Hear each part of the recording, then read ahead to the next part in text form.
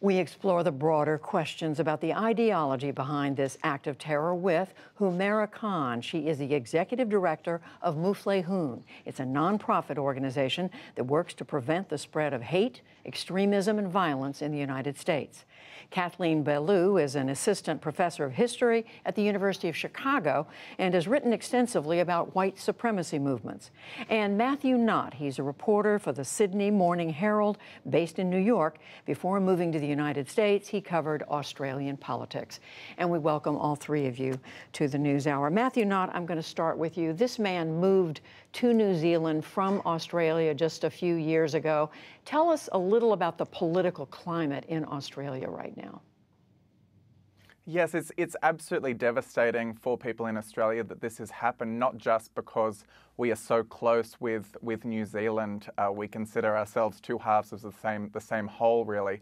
But the fact when it emerged that it was an Australian has really shocked and made people so upset in Australia that it was an Australian responsible. And it does reflect some of what has been happening in our politics in recent years. There has been a growth of anti-Islamic rhetoric. One of the parties that has held the balance of power in our parliament since our last election in 2016 is called One Nation, and one of its principal planks of its policies is a very strong critique of Islam.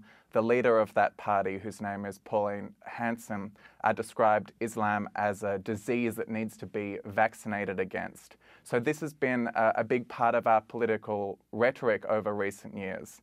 So it's very disappointing to see this playing out this way. You were telling us that some of this thinking has become normalized in Australia.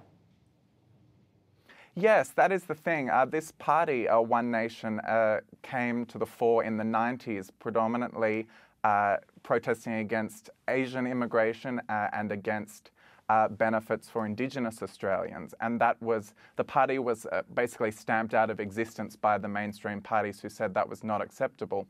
And then it has come back to prominence in recent years with anti-Islam rhetoric, and that has proven more acceptable to the Australian public. After winning 4 seats in the Australian Senate, the government and the opposition both needed the votes of this party to get anything done. So it has been normalised in our discourse. Humera Khan, you spent a lot of time looking at extremism like this. You read this man's manifesto, what he called his manifesto today. What came through to you? So I think there's a few things. One is that there's nothing particularly new in there which we haven't seen in previous manifestos. So he's drawing on ideologies from a spectrum of right-wing groups, right? But you see the similarities of what has been repeated before. So you hear the stuff which is being used by the neo-Nazis, by the white supremacists.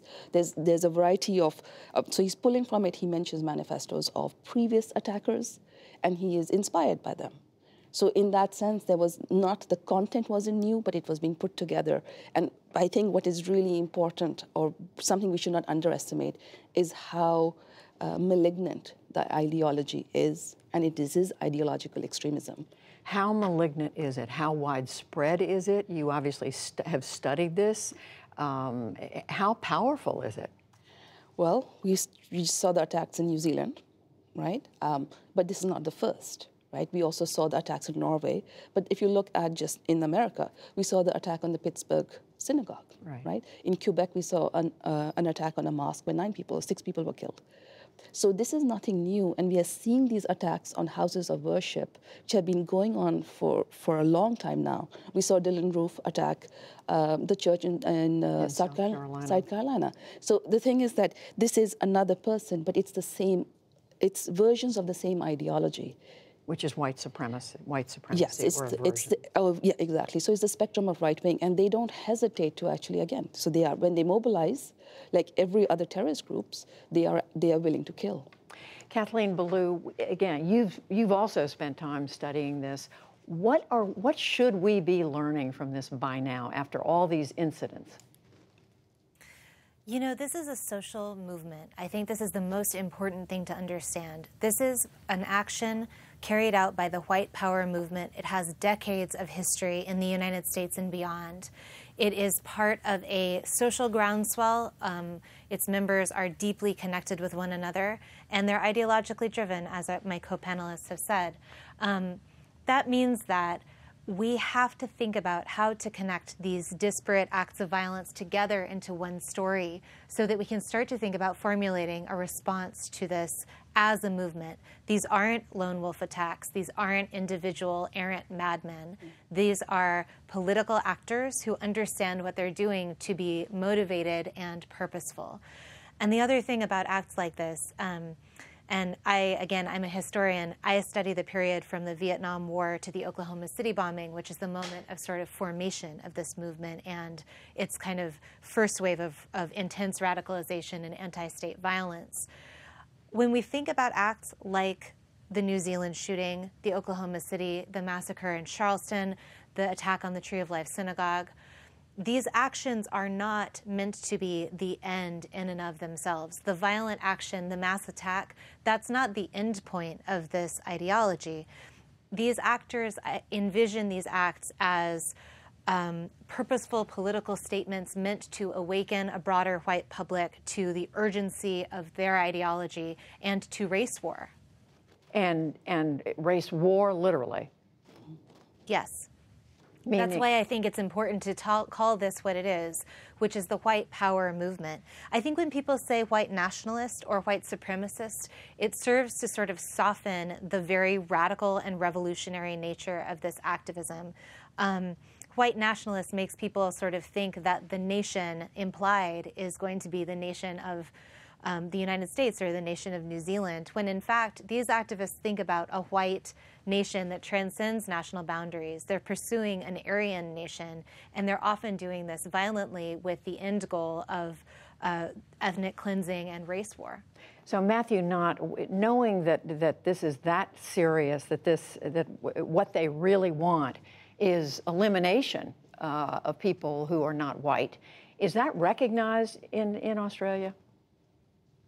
I think it is going to be now. I think this is a big wake-up call for everyone in Australian politics and in Australian media that the rhetoric and our discourse matters, and you have to be careful about where it goes and what you tolerate. And the things that our security agents say again and again is that to work with Muslim communities, you need to not put them offside, and to have the type of rhetoric we've had by mainstream politicians is not helpful in that. So this is already prompting a lot of soul-searching in Australia about what has become normalized in our discourse.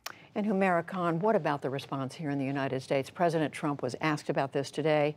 He said he does not think that white nationalism is a problem in this country. He says it's just a small group of people. What sort of response are you seeing today from our leaders to this?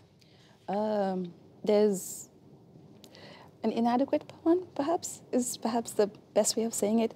Like, we need to acknowledge that this was domestic terrorism, right? That this is terrorism and it has to be dealt with from that perspective. I know this is today the House Homeland Security Committee actually asked the FBI for information on domestic terrorism. So I think that's a start. But it can't end there, because what we've had is for years this issue has not been pursued enough, right? One question I keep asking is, where are the prevention programs? Right? Where is actually the strategic plan, the leadership, and the funding, which is going to be needed to actually counter, not just counter, but also prevent this issue? Do you see any movement in the part of the U.S. government to do that? At this moment, no. Hopefully that will change. But I think there needs to be, but it's also not just the government. This is a place where, because as the professor described it, right, this is a movement. This is a social movement. It's not just up to the government or the government's responsibility to deal with it. Everyone has a responsibility, which means every sector of society. It means religious, the clergy, society itself, the education system. Everyone actually has to mobilize, recognize that this is an issue and deal with it. Kathleen, Belew, back to you. I mean, how do you see whether it's the United States or Australia or other countries, but clearly, you know, we're a program in the United States. What can this country be doing about this now? So when we think about this kind of a movement, it is a fringe movement. It is a comparatively small group of people. But the thing is that people in fringe movements have outsized capacity for violence and outsized capacity for spreading ideas into other circles. I think that this is a movement, and the history shows this, that has really done a lot of work to disguise itself and to appear as sort of scattered lone acts of violence. And we see over and over again the idea of the lone wolf attacker, the madman, a few bad apples, when in fact these are coherent and connected actions. So the work of contextualizing them, putting them in conversation with one another, and understanding these events as connected is absolutely crucial if we want to mount any kind of public response. This movement uses a strategy called leaderless resistance, which is effectively very much like cell-style terror. The idea is that a cell or one man can work to foment violence without direct communication with leadership. And this was implemented, of course, to stymie prosecution in court, and that's one level of response. The larger consequence of leaderless resistance has been that our society as a whole has not been able to understand this violence. Well, it's clear. We have heard so much about Islamic terrorism. It is very clear now that we need to look at white supremacy as another form of terrorism. Kathleen Belew, Matthew Knott, Humera Khan, thank you very much. Thank you.